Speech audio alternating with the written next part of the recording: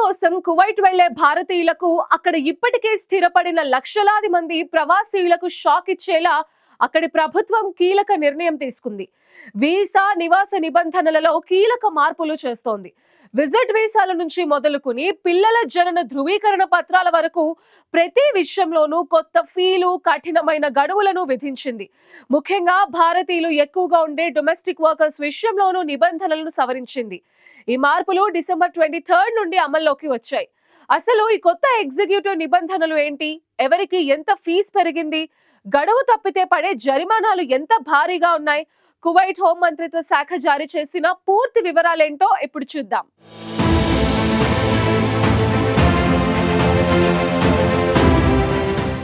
ఇటీవల కువైట్ ప్రభుత్వం వలస నివాస విధానాల్లో కీలక మార్పులు తీసుకువచ్చింది. దేశంలోకి వచ్చే విదేశీయుల ప్రవేశాన్ని, నివాస ప్రక్రియను మరింత క్రమబద్ధీకరించడమే లక్ష్యంగా కొత్త ఎగ్జిక్యూటివ్ నిబంధనలను అమల్లోకి తీసుకువచ్చింది. ఈ నిబంధనల ప్రకారం కువైట్లోకి ఎంట్రీ వీసా, విజిట్ వీసాలపై ఇకపై నెలకు 10 కువైటీ దినార్ల ఫీజు చెల్లించాల్సి ఉంటుంది. డిసెంబర్ 23 నుంచి ఈ నూతన ఫీజు విధానం అమల్లోకి వచ్చిందని కువైట్ హోం మంత్రిత్వ శాఖ స్పష్టం చేసింది. ఇప్పటి వరకు ఒకసారి వీసా పొందితే పెద్దగా అదనపు ఛార్జీలు లేకుండా కొనసాగుతున్న విధానాన్ని మారుస్తూ నిర్ణయం తీసుకుంది. ముఖ్యంగా ఉద్యోగాలు, వ్యాపార అవకాశాలు, బంధువుల సందర్శనల కోసం కువైట్కు వచ్చే విదేశీయులపై ఈ నిర్ణయం తీవ్రంగా ప్రభావం చూపనుంది. ఈ కొత్త నిబంధనలు కేవలం విజిటర్లకే పరిమితం కాకుండా ఇన్వెస్టర్లు, ఉద్యోగులు, రెసిడెంట్స్ సహా పలు వీసా కేటగిరీలకు వర్తిస్తాయని హోం మంత్రిత్వ శాఖ వెల్లడించింది. వీసా కేటగిరీలను స్పష్టంగా వేరుచేయడం, నివాస కాలాన్ని పర్యవేక్షించడం, అక్రమంగా దేశంలో కొనసాగుతున్న విదేశీయుల సంఖ్యను తగ్గించడమే ప్రభుత్వ ఉద్దేశమని అధికారులు చెబుతున్నారు.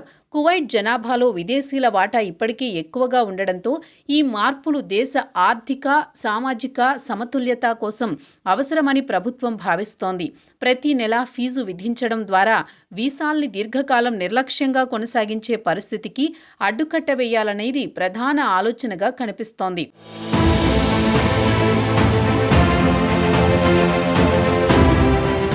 ఇదిలా ఉండగా విదేశీయుల కుటుంబాలకు సంబంధించిన మరో కీలక నిబంధనను కూడా కువైట్ ప్రభుత్వం తీసుకువచ్చింది. కువైట్లో జన్మించిన విదేశీయుల పిల్లల జననాలను నమోదు చేసుకునేందుకు ఇకపై కేవలం 4 నెలల గడువే ఉంటుందని స్పష్టం చేసింది. ఆ 4 నెలల గడువు దాటితే జరిమానాలు విధిస్తామని హెచ్చరించింది. మొదటి నెలలో ప్రతిరోజు 2 కువైటీ దినార్లు జరిమానాగా వసూలు చేస్తారు. 1 నెల దాటిన తర్వాత ఆ జరిమానా రోజుకు 4 కువైటీ దినార్లకు పెరుగుతుంది. ఇప్పటి వరకు ఈ ప్రక్రియలో సడలింపులు ఉండడంతో చాలా మంది ఆలస్యంగా జనన నమోదు చేసుకుంటున్నారని, దానివల్ల అధికారిక రికార్డులో గందరగోళం ఏర్పడుతోందని అధికారులు పేర్కొంటున్నారు. అందుకే ఈ విషయంలో కఠినంగా వ్యవహరించాలని ప్రభుత్వం నిర్ణయించింది. మరోవైపు డొమెస్టిక్ వర్కర్స్ కు సంబంధించిన నిబంధనల్లోనూ కువైట్ ప్రభుత్వం స్పష్టమైన మార్పులు చేసింది. గృహ కార్మికుల వయసు 21 నుంచి 60 ఏళ్ల మధ్యలోనే ఉండాలని నిబంధన విధించింది. యాజమాని అభ్యర్థన మేరకే వీరి ప్రవేశ అనుమతులు జారీ చేస్తామని స్పష్టం చేసింది. అంటే ఇకపై మధ్యవర్తులు, ఏజెంట్ల ద్వారా అనధికారికంగా కార్మికులను తీసుకువచ్చే అవకాశాలకు క్రమంగా చెక్ పెట్టాలని కువైట్ ప్రభుత్వం భావిస్తోంది.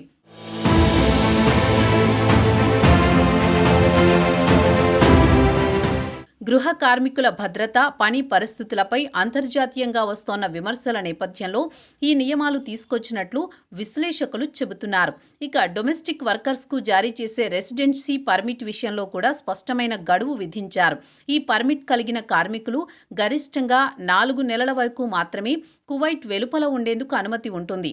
4 నెలలు దాటితే స్పాన్సర్స్ తప్పనిసరిగా ఆబ్సెన్స్ పర్మిట్ కు దరఖాస్తు చేయాలి. అలా చేయకపోతే కార్మికుడి రెసిడెన్సీ ఆటోమేటిక్ గా రద్దవుతుందని ప్రభుత్వం హెచ్చరించింది.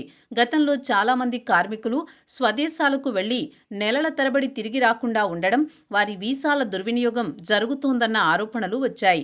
ఈ పరిస్థితిని నియంత్రించేందుకు ఈ నిబంధన తీసుకువచ్చినట్టు తెలుస్తోంది. మొత్తంగా కువైట్ ప్రభుత్వం తాజాగా తీసుకువచ్చిన ఈ మార్పులు దేశంలో వలస విధానాన్ని మరింత కట్టుదిట్టం చేసే దిశగా కనిపిస్తోంది.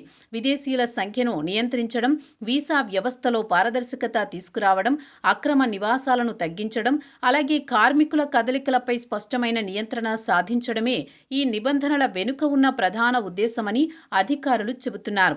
అయితే ఈ కొత్త ఫీజులు, జరిమానాలు విదేశీ కార్మికులు, మధ్యతరగతి విజిటర్లపై ఆర్థిక భారం పెంచుతాయన్న అభిప్రాయాలు కూడా వినిపిస్తున్నాయి.